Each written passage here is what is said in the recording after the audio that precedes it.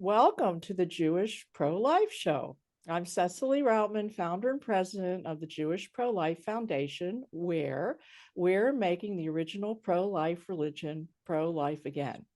And we do this by offering much needed pro-life education to the Jewish community, Jewish-friendly pregnancy care and adoption referrals, and healing after abortion.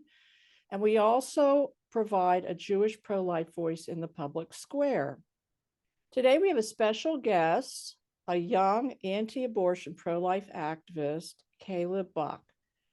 And I first learned about Caleb from his participation in the March for Life in Washington, D.C.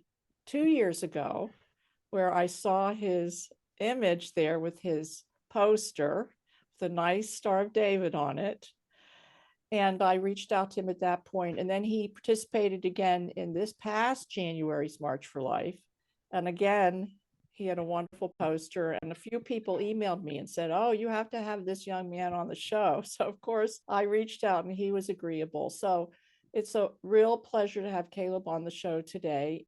Okay, Caleb, please tell us about yourself. Okay. Well, shalom, everyone. Thank you guys for letting me come on here. It's a blessing, and it's a great distraction from my homework that I'm working on because I'm slaving away at a paper that I don't want to write. It's a great distraction. Yeah, I guess I'll just start from the beginning. So I am an international adoptee from Vladimir, Russia. That's where my story begins. I was given up for adoption right when I was born. My mother was 19 years old. We don't know anything about her story or like the circumstances behind my conception.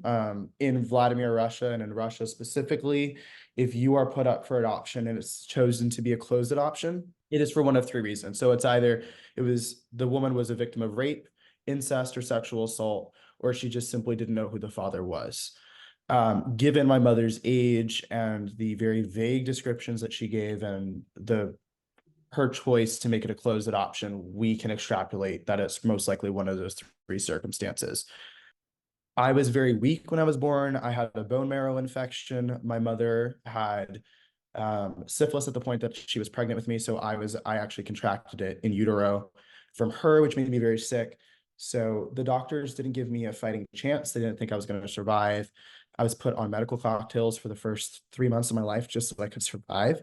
And so I was in Russia from when I was born until about 8 months, when my adoptive family found me, and they adopted me along with two other Russian siblings. And we're from two different parts of Russia. So my now siblings, they're from AAPLOG, and then I'm from Vladimir.